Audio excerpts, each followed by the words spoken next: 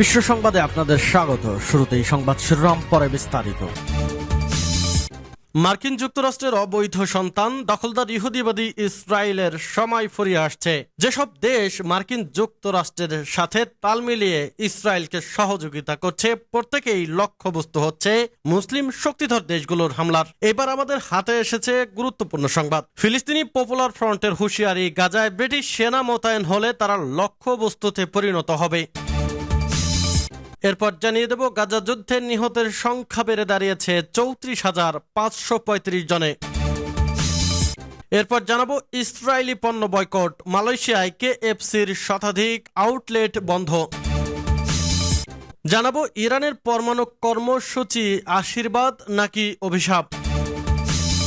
এবং সর্বশেষ জানিয়ে দেব, ইসরায়েলি সেনাবাহিনী মানবাধিকার লঙ্ঘন করছে দাবি যুক্তরাষ্ট্রের। এতক্ষণ শুনছিলেন সংবাদ শিরোনাম, এখন বিস্তারিত।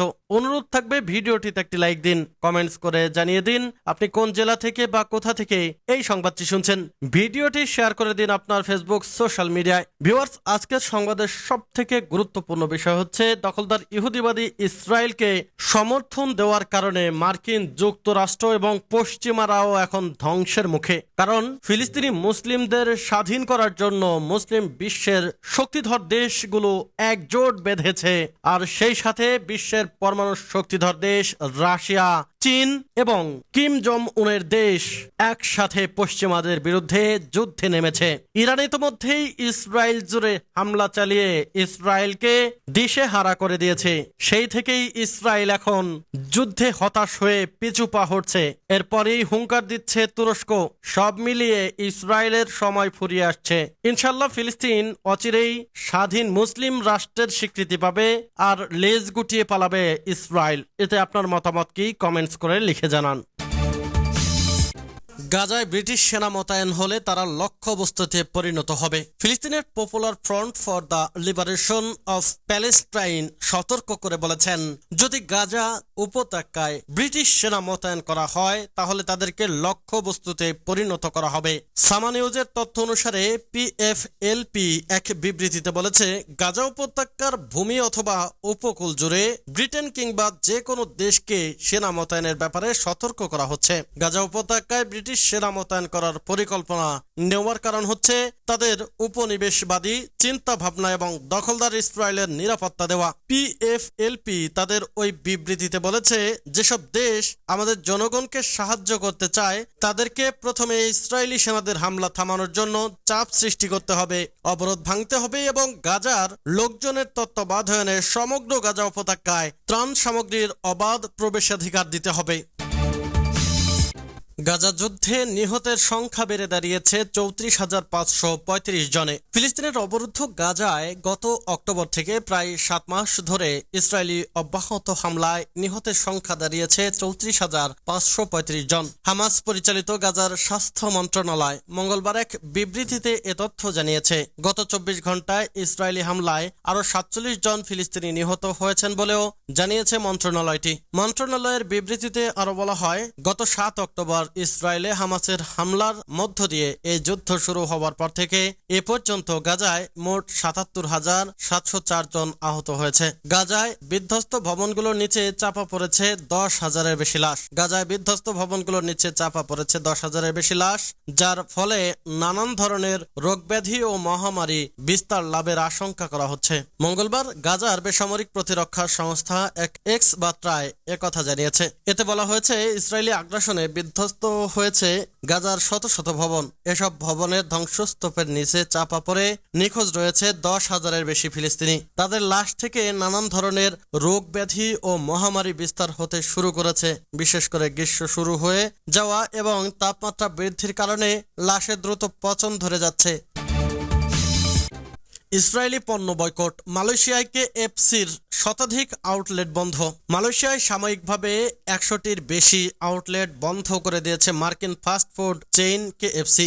গাজায় চলমান যুদ্ধের কারণে ফিলিস্তিনের পক্ষে বয়কটের জেরে বিশ্বজুড়ে মার্কিন সংশ্লিষ্ট ব্যবসাগুলো এমন পরিস্থিতির মুখোমুখি হয়েছে। সোমবার মিডিয়া রিপোর্টে এ কথা জানানো হয়। গত বছরের 7 অক্টোবর থেকে ফিলিস্তিনি অবরুদ্ধ ছিটমহল গাজায় ইসরায়েলি হামলার পর তেল আবিবকে মার্কিন সমর্থনের প্রতিবাদে বয়কটের ডাক দেওয়ার পর কেএফসিকে মালয়েশিয়া জুড়ে তার কার্যক্রম কমাতে হয়েছিল। স্ট্রেইটস টাইমস সোমবার একটি স্থানীয় চীনা ভাষার সংবাদপত্রের উদ্ধৃতি দিয়ে জানায়, মালয়েশিয়ায় কেএফসি ফাস্টফুড ফ্র্যাঞ্চাইজের মালিক এবং পরিচালনা করে কিউএসআর ব্রান্ডস। তারা দেশব্যাপী 108 আউটলেট স্থগিত করেছে। সাম্প্রতিক সপ্তাহগুলোতে কেএফসির আউটলেটে গ্রাহকদের উপস্থিতি কমে গেছে। মার্কিন ফুড চেইন মুসলিম সংখ্যাগরিষ্ঠ দক্ষিণ পূর্ব এশীয় দেশে তাদের কার্যক্রম বন্ধ করতে বাধ্য হয়েছে। সেখানে 600টির বেশি আউটলেট রয়েছে। ফিলিস্তিনপন্থী গ্রুপ বয়কট ডাইভেস্টমেন্ট স্যাংশন মালয়েশিয়ার chairman professor Mohammad Nazari Ismail Singapore ভিত্তিক সংবাদ মাধ্যমে বলেন, কেএফসি টার্গেটেড কোম্পানির বিডিএস তালিকায় নেই, কিন্তু অনেক মালয়েশিয়ান কোন মার্কিন ফাস্ট ফুড অপারেটরকে কেএফসি সহ ইসরায়েলের সাথে সম্পৃক্ত বলে দেখেন। বিডিএস হল ফিলিস্তিন ভূমি ইসরায়েলি অবৈধ দখলদারিত্বের বিরুদ্ধে বৈশ্বিক আন্দোলন। এপ্রিল মাসের শুরুর দিকে ইসরায়েলের প্রতি মার্কিন সমর্থনের প্রতিবাদে কেএফসি আলজেরিয়ায় তার প্রথম শাখা খোলার মাত্র 2 দিন পর বন্ধ করতে বাধ্য হয়েছিল।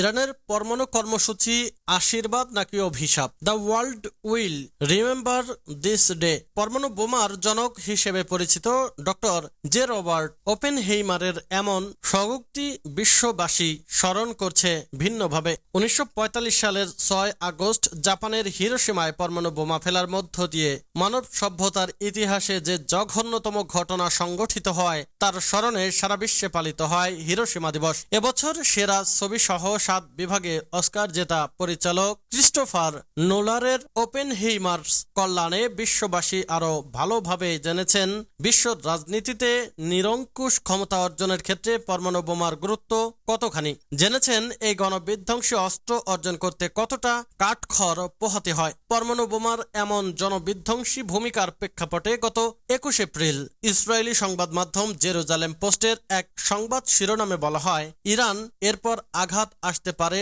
পরমাণু কেন্দ্রগুলোয়। বলাই বাহুল্য সামরিক দিক বিবেচনায় একটি দেশের মর্যাদা বিশ্বমঞ্চে তুলে ধরতে পরমাণু বোমার ভূমিকা অপরিসীম। তাই অপেক্ষাকৃত দুর্বল অর্থনীতির দেশ উত্তর কোরিয়াকে সমীহ করতে হয় অপেক্ষাকৃত সবল অর্থনীতির দেশ দক্ষিণ কোরিয়াকেও। আবার শুধু পরমাণু বোমার কারণেই দক্ষিণ এশিয়ায় সবচেয়ে বড় অর্থনীতির দেশ ভারতকেও সমঝে চলতে হয় ভঙ্গুর অর্থনীতির পাকিস্তানকেও। ঠিক একই ভাবনায় মধ্যপ্রাচ্যে একমাত্র পরমাণু শক্তিধর দেশ হিসেবে ইসরায়েলকে দেখা হয় ভিন্ন দৃষ্টিতে। তাই এই প্রশ্ন উঠতেই পারে যে তেল আবিবকে টেক্কা দিতে তেহরানও কি সেই পথেই হাঁটছে? আবার ইরানের দীর্ঘদিনের পরমাণু কর্মসূচি দেশটির জন্য আশীর্বাদ নাকি অভিশাপ? এমন প্রশ্ন জাগাও অস্বাভাবিক নয়। ইতিহাস ঘাটলে দেখা যায় ইরানের পরমাণু কর্মসূচি শুরু সেই 1950 এর দশকে। উপসাগরীয় দেশটির পরমাণু কর্মসূচির ধারাবাহিকতা নিয়ে গবেষণা প্রতিষ্ঠান ইউনাইটেড স্টেট ইনস্টিটিউট অব পিসের প্রতিবেদনে বলা হয়, পৃথিবীতে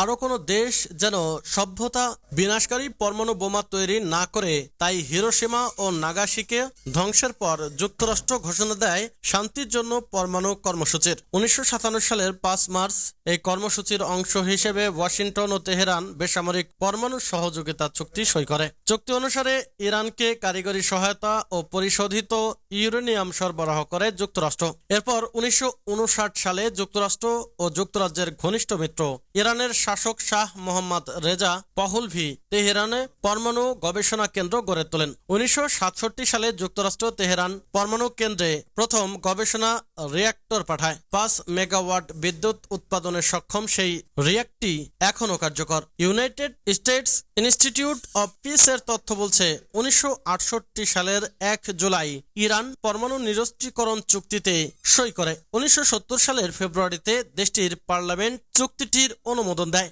এর অধীনে ইরানের ইউরেনিয়াম সমৃদ্ধকরণ আন্তর্জাতিক অঙ্গনে বৈধতা পায়। 1974 সালের 15 মে ইরান জাতিসংঘের আন্তর্জাতিক পরমাণু শক্তি এজেন্সির সঙ্গে পরমাণু নিরাপত্তা চুক্তি করে। সেই চুক্তির মাধ্যমে আইএইএ ইরানের কেন্দ্রগুলোর শান্তিপূর্ণ কাজে পরমাণু গবেষণা করছে কিনা তা পরিদর্শনের অনুমতি পায়। সেই বছরের নভেম্বরে তৎকালীন পশ্চিম জার্মানি ইরানের বুশেহরে 1200 মেগাওয়াটের লাইট ওয়াটার রিঅ্যাক্টর নির্মাণে রাজি হয়। নির্মাণ কাজ শুরু হয়েছিল 1975 সালের আগস্টে।